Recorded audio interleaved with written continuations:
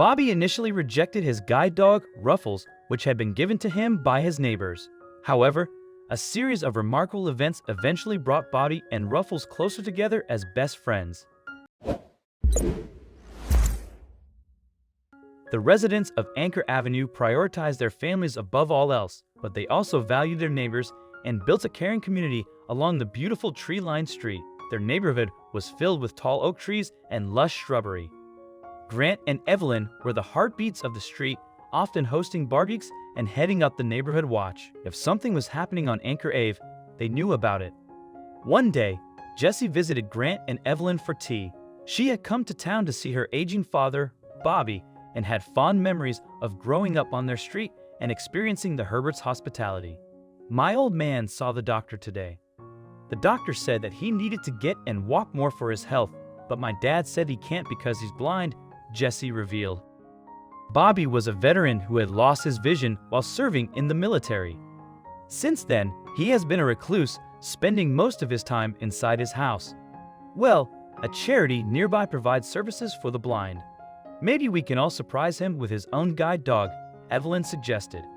Jessie agreed, hoping her father wouldn't react poorly to the kind gesture. Bobby had become grumpy and antisocial over the years, even taking issue with a recent surprise birthday party she had thrown for him. 2 weeks later, Jessie and the Herberts brought a guide dog named Ruffles to Bobby's house.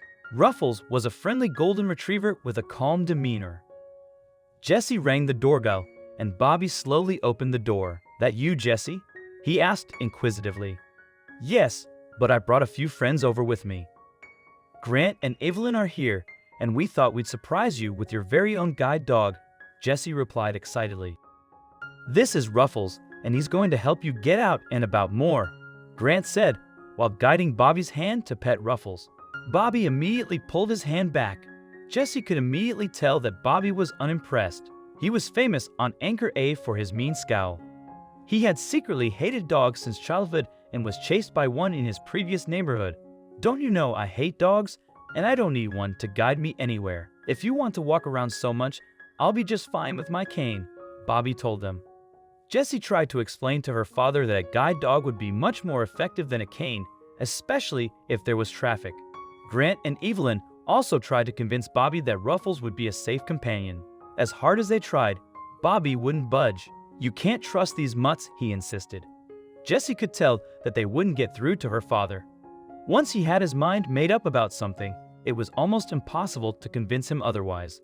Also, if you've not done so already, please subscribe to our channel and click that notification bell to get inspired by these animal stories every day. Now, back to the story. Jessie let Grant and Evelyn know they should think of another plan for Ruffles. The dog was trained to assist the blind and would need a blind owner soon.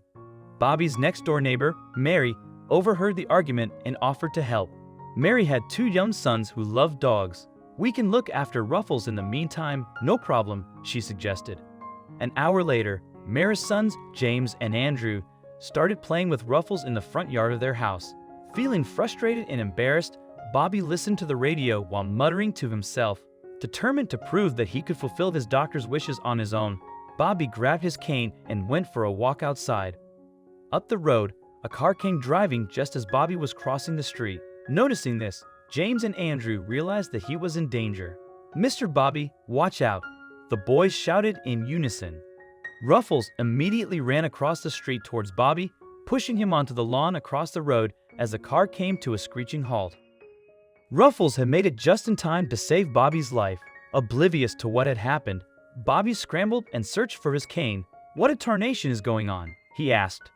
James and Andrew came running across the street to help Bobby to his feet. Mr. Bobby, Ruffles, he saved your life. This car was about to hit you, and Ruffles pushed you out of the way," Andrew explained. The driver of the car rushed out to apologize to Bobby. James and Andrew ran to tell Jessie what had happened.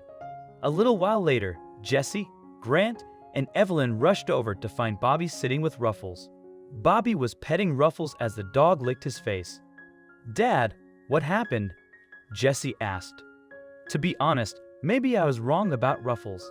This mutt pretty much saved my life. I'll have to keep him around just like you said," Bobby replied. Jessie turned to Grant and Evelyn, clearly stunned. Bobby rarely changed his mind, let alone in the space of an hour. Bobby thanked Jesse and his neighbors for the thoughtful gift. The story was the talk of Anchor Ave for weeks. Soon after, Grant and Evelyn hosted a barbecue at their house and invited everyone from the street to attend. Mary brought her sons James and Andrew, and to everyone's surprise, Jesse came with Bobby and Ruffles. "Well, look who it is!" Grant exclaimed. Bobby rarely attended neighborhood events, but this time he arrived with a smile on his face. "You know what we always say, Grant. Family first, neighbors second," Bobby responded as the neighbors cheered. After that day, Bobby was not as grumpy as he had been before and would often visit his neighbors on his walks. He even allowed James and Andrew to play with Ruffles, the golden retriever, as he walked by Mary's house. I hope you liked this video. Please share it and subscribe to our channel. Also press the bell icon to never miss the update from our channel. Thank you.